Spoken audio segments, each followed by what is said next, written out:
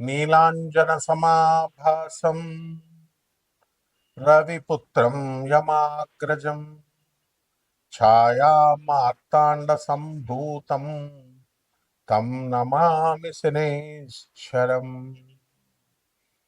జగద్గురువైనటువంటి శనీశ్వర భగవంతుడికి నమస్కారాలు చేస్తూ ఆయన పాదపద్మాలకి, ఆయన గురువైనటువంటి పరమేశ్వరుడికి పాద నమస్కారాలు చేస్తూ మనము ఈ శనీశ్వరుని యొక్క త్రయోదశి మనకు వస్తుంది.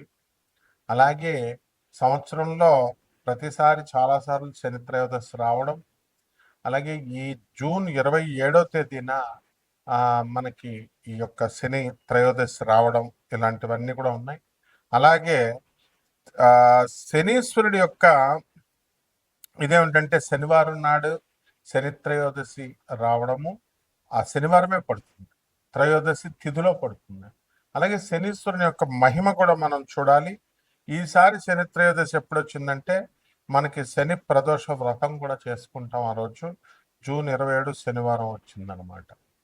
ఆ రోజున శివుడికి ఆ తర్వాత శనికి ఇద్దరికి కూడా పూజలు, అభిషేకాలు ఇవన్నీ కూడా చేసుకోవాలి.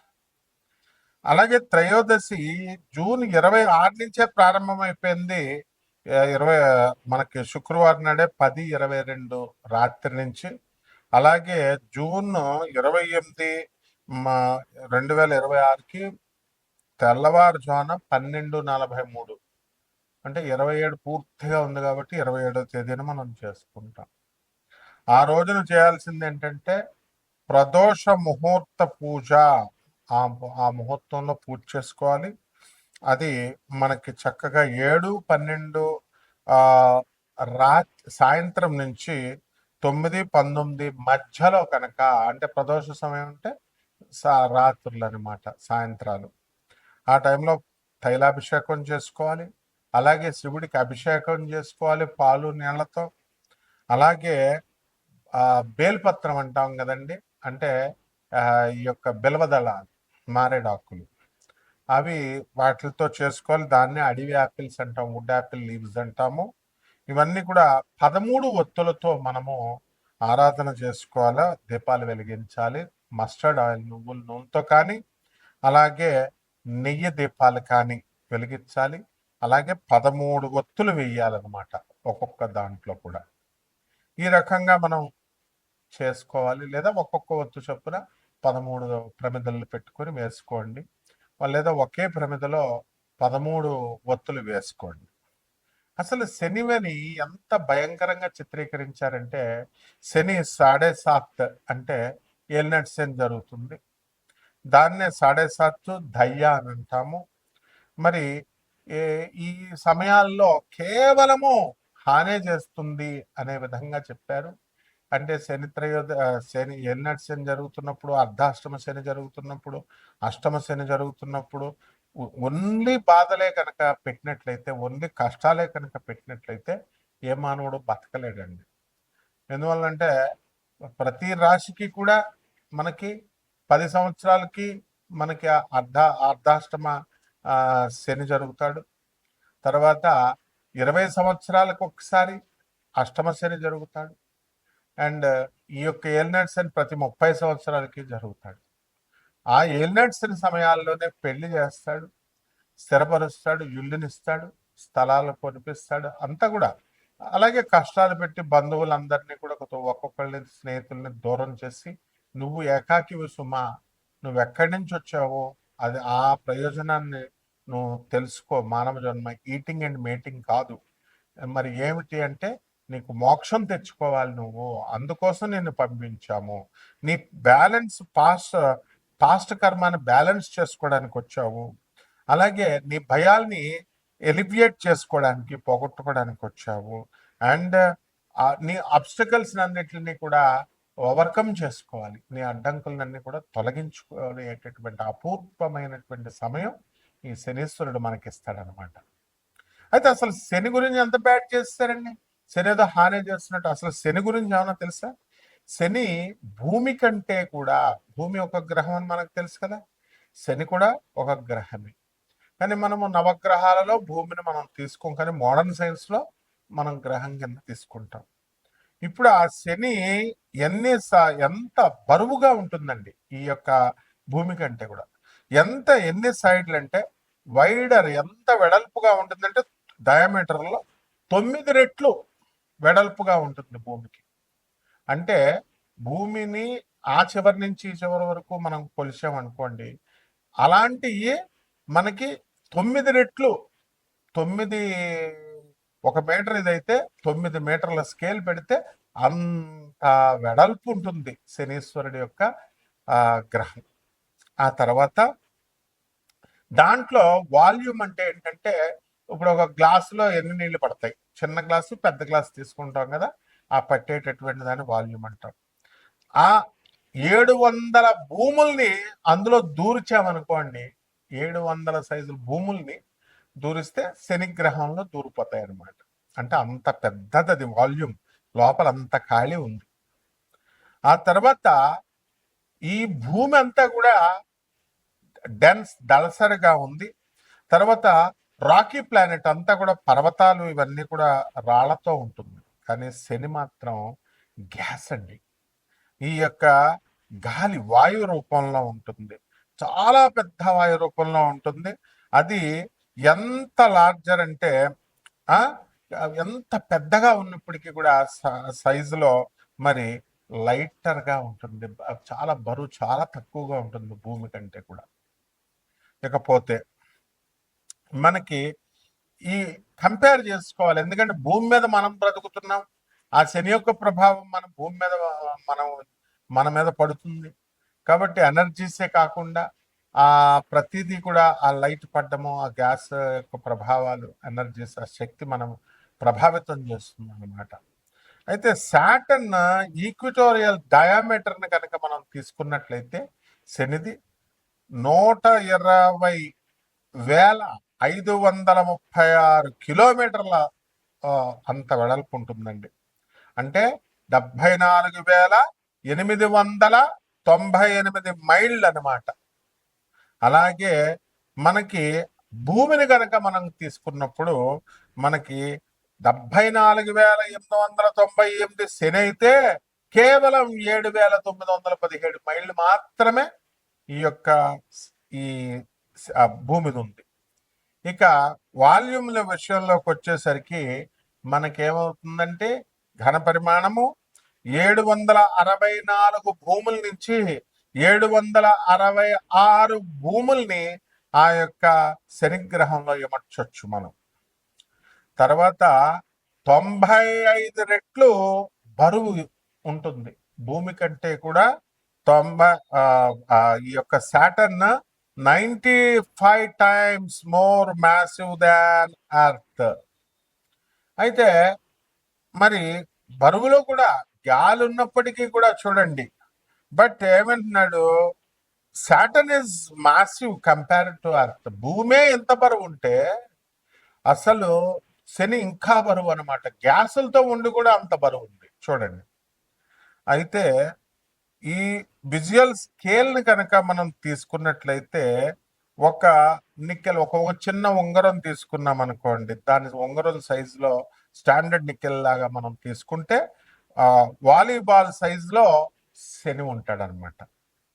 ఆ తర్వాత ఒక రింగ్ సిస్టమ్ అనేటటువంటిది వలయాల్లో ఆర్బిట్స్ లాగా మెయింటైన్ అవుతా ఉంటుంది శని. అక్కడి నుంచే మనకి శక్తి వస్తుంది. రింగ్ సిస్టమ్ నుంచే మనకి శని యొక్క ప్రభావాలు మన మీద పడతా ఉంటాయి అనమాట. మొదట రింగ్ క్లోజర్ గా ఉన్నప్పుడు భూమికి అవుటర్ రింగ్ ఎక్కువ, ఇన్నర్ రింగ్కి వెళ్ళే కొద్దీ ఇంకా ఎక్కువగా ఆ భూమి లాగుతూ ఉంటది శని యొక్క రింగ్.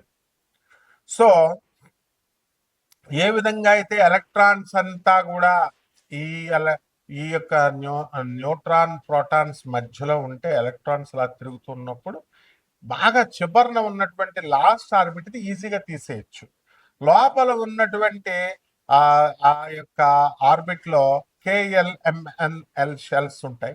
ఆ దగ్గరగా ఉన్నటువంటిది ప్రోటాన్స్ కి న్యూట్రాన్స్ దగ్గర ఉన్నది పీకడానికి ఎక్కువ ఎనర్జీ అవసరం. ఇదే విధంగా సేమ్ రూల్ అప్లై అవుతుంది మనకి. అందువల్లనే శని యొక్క ప్రభావం అనేటటువంటిది చాలా అధికంగా మన మీద పనిచేస్తుంది. ఎప్పుడు అర్ధాష్టమం, అష్టమం, తర్వాత ఈ యొక్క ఏలినాటి శని జరుగుతున్నప్పుడు. ఇకపోతే మనకి ఈ ఈ వీటితో శని గ్యాస్ జెయింట్ అన్నాం కదా, ఏముంటుందండి డెన్సిటీ డిఫరెన్స్ ఏమిటి అని అంటే, ఈ యొక్క భూమి కంటే కూడా శని చాలా పెద్దగా ఉంటుంది, ఎక్కువగా హైడ్రోజన్ హీలియం గ్యాసులతో నిండి ఉంటుంది. అందువలన వెరీ లో డెన్సిటీ, సాంద్రత అనేటటువంటిది చాలా తక్కువగా ఉంటుందన్నమాట.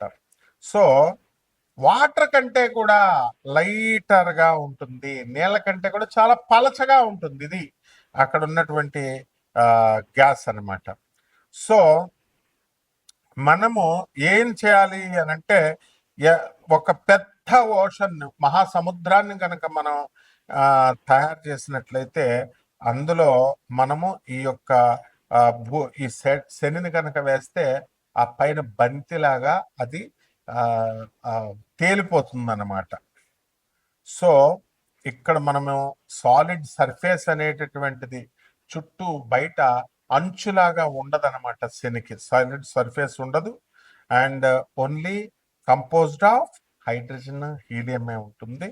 కాబట్టి గ్యాస్ నుంచి లిక్విడ్గా మారుతుంది. అదే అన్నమాట మన జాతకాలు మారడం అంటే, గ్యాస్ నుంచి లిక్విడ్ స్టేట్కి, లిక్విడ్ నుంచి సాలిడ్ స్టేట్కి, ఇవన్నీ కూడా మనం చదువుకున్నాం. అలా మనకి ఈ మారుతున్నప్పుడే మనకి చక్కటి ఫలితాలు, శుభ ఫలితాలు, చెడ్డ ఫలితాలు అనేటటువంటి ఇవ్వడం జరుగుతుంది. కాబట్టి డెన్స్ సెంట్రల్ కోర్ ఉంటుంది. ఇక్కడ అక్కడ ఉన్నటువంటి వాతావరణాన్ని కూడా మన మీద ఏ విధంగా ఉంటుంది, అక్కడ ఏముంటుందంటే 96% హైడ్రోజన్ ఉంటుంది, అలాగే 3% నుంచి 4% హీలియం ఉంటుంది, అలాగే ఇక ట్రేస్ అమౌంట్స్ కొద్దిగా అమోనియా, మిథేన్, వాటర్ ఐస్ ఇవన్నీ కూడా ఉంటాయి. కాబట్టి ఈ యొక్క దీనికి ఏంటంటే ఒక డెన్స్ కోర్ ఆఫ్ రాక్ ఉంటుంది, మెటల్స్, ఐరన్ అండ్ నికెల్ దొరుకుతుంది. అందువలనే మనము శనికి ఇనుముకి సంబంధం అంటాం. శని గ్రహం అంతా కూడా ఐరన్ అండ్ నికెల్ ఎక్కువ ఉంటుంది. ఆ శని గ్రహం బలంగా ఉన్నటువంటి వాళ్ళకి అందువల్లనే ఫెర్రస్, మనకి మోకాళ్ళ నొప్పులు ఇవన్నీ కూడా రావు. ఎముకల నొప్పులు స్ట్రాంగ్ గా ఉంటాయి అన్నమాట. ఎముకల నొప్పులు అవి ఉండవు అనమాట, బోన్స్ స్ట్రాంగ్ గా ఉంటాయి. అండ్ ఈ ఐసెస్ 10 to 15 times the mass of the earth వరకు కూడా మనకి ఇవి బరువుగా ఉంటుంది. కాబట్టి ఓన్లీ గ్యాసియస్ మేకప్ ఉంది. కాబట్టి ఈ యొక్క ప్లానెట్ సాటర్న్ సోలార్ సిస్టమ్ లో ఈ యొక్క వాటర్ కంటే కూడా లెస్ డెన్స్, అంటే పల్చగా ఉంటుంది అని చెప్పబడింది. కాబట్టి ఇంత సైంటిఫిక్ గా మనకి ఈ యొక్క శని, మన ఋషులు ఎంత గమనించారండి, ఎవరెళ్ళి కొలిచారండి అసలు సాటర్న్ని. మన మోడర్న్ సైన్స్ ఏమో శాటిలైట్స్ ని వదిలి ఇలా కనిపెడితే, మన ఋషులు చెప్పింది, ప్రాచీన ఋషులు ఏన్షియంట్ ఆస్ట్రాలజీలో ఆస్ట్రానమర్స్ అంతా కూడా ఎంత ఈజీగా చెప్పారు. ఆర్యభట్ట వీళ్ళంతా, వరాహమిహిరుడు వీళ్ళంతా సేమ్ ఇనుముకే సంబంధం ఎందుకు చెప్పారండి. అక్కడ ఐరన్ అండ్ నికెల్. అలాగే గ్యాసియస్ చూడండి, శని అనుగ్రహం ఉన్నటువంటి వాళ్ళు, శని నక్షత్రాల్లో పుట్టినటువంటి వాళ్ళు గ్యాస్ కొడితే వాళ్ళు ఉబ్బిపోతారు, వాళ్ళ కోపం వస్తే తిడతారు. అలాగే లోపల మనసులో లోపల ఉంటుందన్నమాట ఏదో ఒకటి. వాళ్ళకి ఏదైనా ఇది రహస్యం అని చెప్తే వాళ్ళు ఉంచరు, బయట చెప్పేస్తారు, కెక్కేస్తారు. ఇవన్నీ కూడా కొరలేట్ చేసుకోవాలని చదువుకోవాలి. అంతేగాని చేతబళ్ళు పెడతాం, మరుగు మందు పెడతాం, తర్వాత ఈ యొక్క చేతబళ్ళు తీసేస్తాం. చేయడం రానుడికి తీయడమేంట్రా. అసలు ఏదైనా సమస్య వస్తే దానికి సమస్యకు పరిష్కారం కనిపెడతారు. చేయడమే నాకు చూడండి విచిత్రం. తంత్రగాళ్ళని చెప్పుకుంటారు, మంత్రగాళ్ళని ఏమి రావు ఈ బోగస్ గాళ్ళకి. ఏంటంటే ఏమని చెప్పుకుంటారు, ఇప్పుడు ఏదైనా చేస్తే అది చేయడం వస్తే ప్రాబ్లం ఉంటే దాని సొల్యూషన్ కనిపెడతారు. ప్రాబ్లం ఏంటో నీకు తెలియదు, చేయడం రాడు తీయడం ఏమొచ్చు అంటే, నాకు చేయడం రాదు తీయడం వచ్చానంటే వాడు బోగస్ గడ్ అని అర్థం, ఫేక్ గడ్ అని అర్థం. నెక్స్ట్ మరుగు మందులు అంటారు. వశీకరణాలు అంత తేలిక. ఈ వీళ్ళకి ముందు వాళ్ళ పిల్లల వశీకరణాలు అయి ఉండరు, వాళ్ళ మాట ఎవరు వినరు. తర్వాత ఈ యొక్క ఇక ఇంకేమిటండి, జాతకాలే మార్చేస్తాం మేమే దేవుళ్ళు అని చెప్తారు. ఇలాంటి బోగస్ గాళ్ళు దేవుడు. అందుకే వీళ్ళకి కరెక్ట్ మొగుడు గోగినేని బాబు దిగుతున్నాడు. గోగినేని బాబు ఏం చెప్తాడంటే బాగా ఇదొకటి ఫ్యాషన్ అయిపోయింది అనమాట. గాలి చూసావా, గాలిని చూపిస్తావా, అలాగే దేవుడు కనబడడు అని. అందుకే కరెక్ట్ మొగుడు ఏం చెప్పాడు, సౌండ్ ఏమవుతుందండి, వినబడుతుంది. ఆ వినబడిన సౌండ్ కంటికి నేను చూపిస్తాను రా, కంటికి నువ్వు చూడగలవా కంటితో ఆ సౌండ్ని అని అడిగాడు. కరెక్ట్ అతను చెప్పింది.